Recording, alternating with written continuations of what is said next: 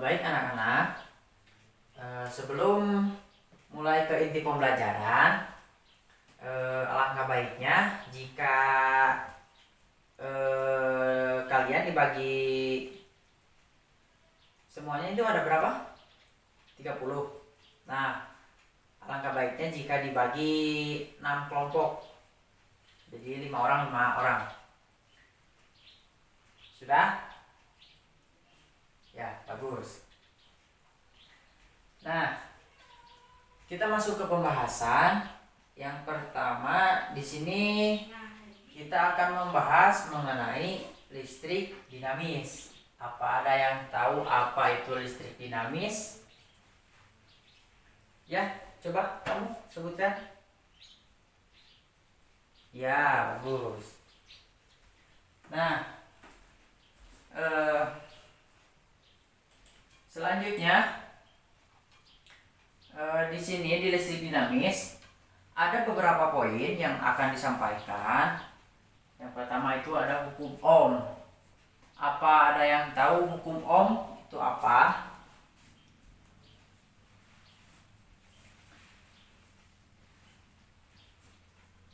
Ya kamu?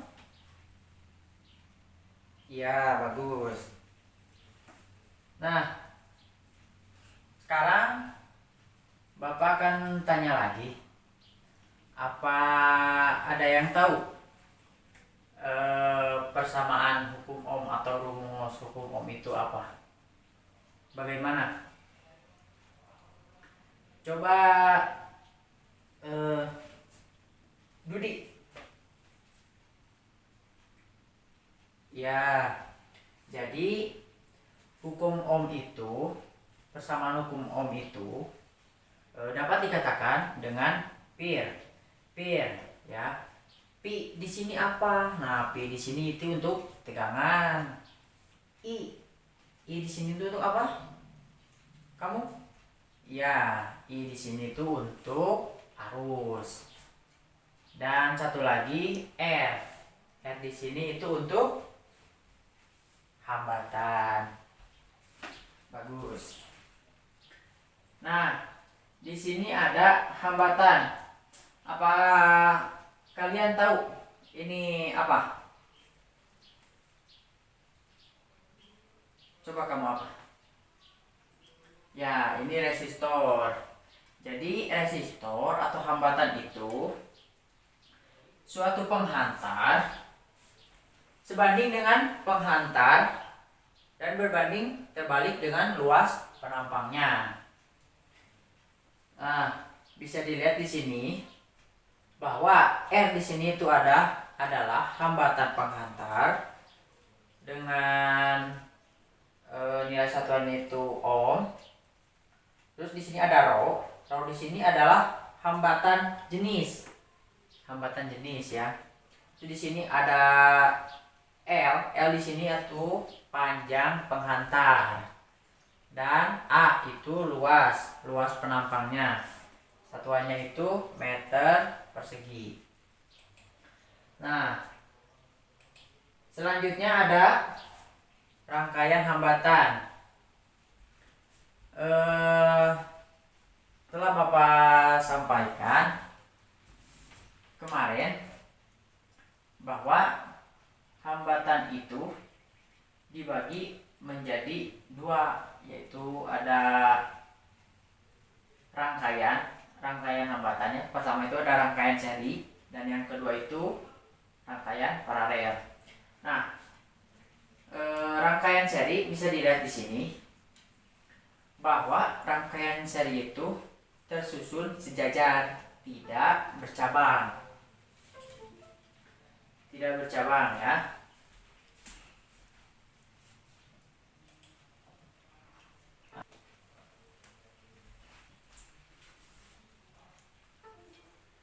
Jadi besar hambatannya itu hambatan pengganti dihitung dengan menggunakan rumus RS sama dengan R1 plus R2 plus R3 dan seterusnya sampai ke R ke N. Nah,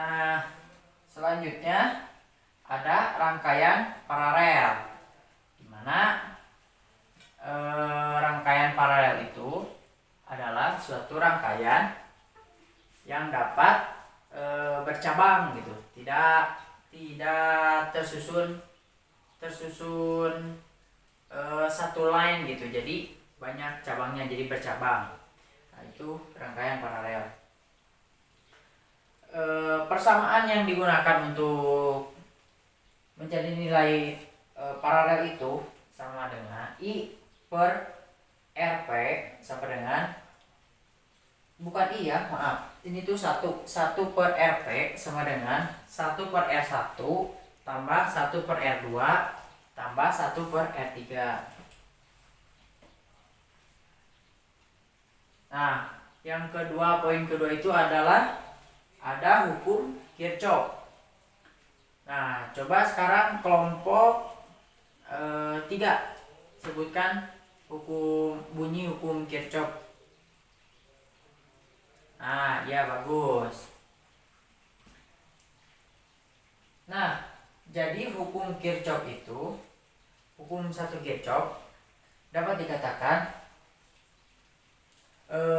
arus yang masuk sama dengan arus yang keluar. Nah, persamaannya bisa dilihat di sini. I1 plus I2 sama dengan I3 plus I4 plus I5.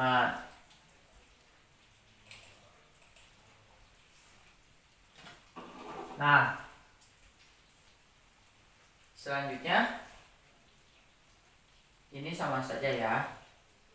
Ini untuk rangkaian tertutup ya.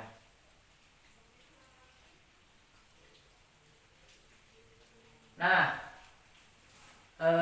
sekarang ada ketentuan perumusan hukum Kirchhoff 2. Jadi hukum Kirchhoff 2 itu, yang pertama itu ada semua hambatan dihitung positif. Untuk E yang bernilai positif itu bisa dilihat lambangnya seperti ini. Nah, dan untuk E yang bernilai negatif dilambangkan seperti ini. Jadi arus yang masuk itu jika bernilai positif, arus yang masuk jika bernilai positif itu ketika arus datang masuk kepada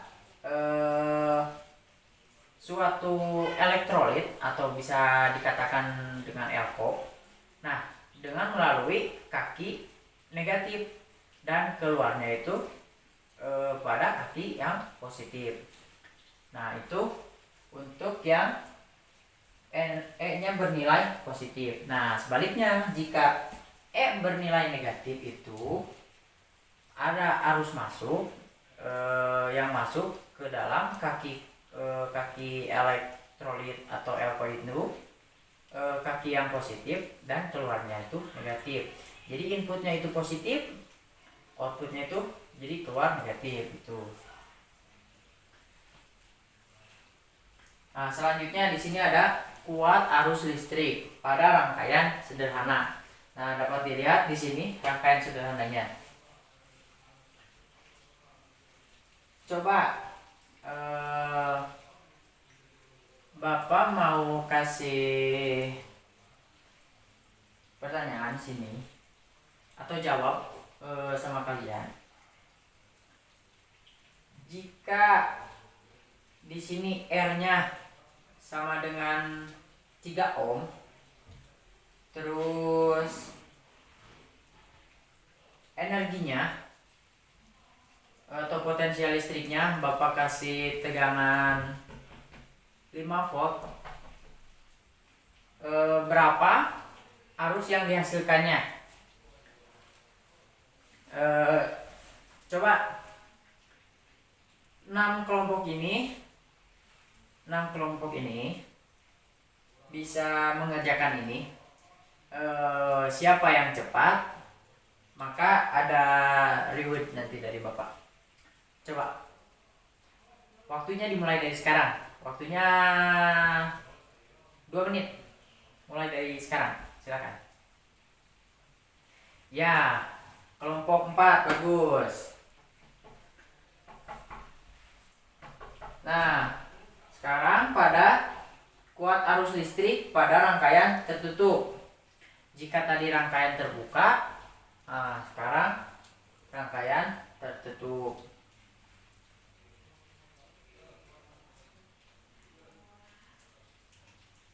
Nah, poin C di sini ada alat ukur listrik. Yang pertama itu ada ampere meter. Coba, apa ada yang tahu ampere meter itu untuk mengukur apa?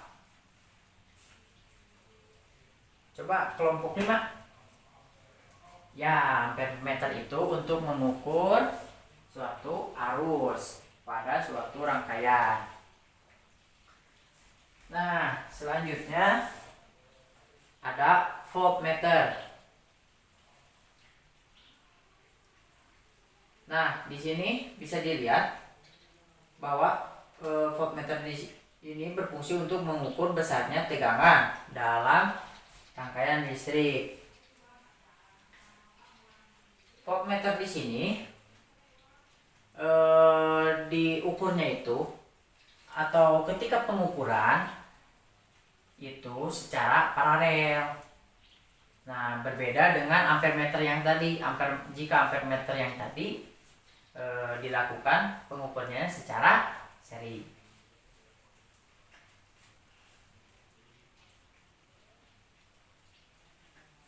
Nah, di sini ada multimeter. Jadi, jika multimeter itu dapat dikatakan multi. Kenapa multi? Karena multi itu banyak fungsinya. Yang pertama itu bisa mengukur tegangan, hambatan, terus arus, dan lain sebagainya. Coba kelompok 1. Tolong ukur berapa nilai resistor ini. Berapa? Ya, tuh. Jadi nilai resistornya itu 5 ohm. Selanjutnya coba kalian kan di sini ada multimeter. Coba tiap kelompok mengerjakan atau mengukur berapa hambatan pada suatu resistor yang Bapak kasih. Coba masing-masing kelompok kerjakan ya. Untuk pengerjaan Bapak kasih waktu tiap kelompok atau untuk semuanya Bapak kasih waktu 15 menit. 20 menit lah sama menganalisis ya. Analisis bagaimana cara mengukurnya, terus bagaimana hasil yang didapatkannya. Ya, silakan.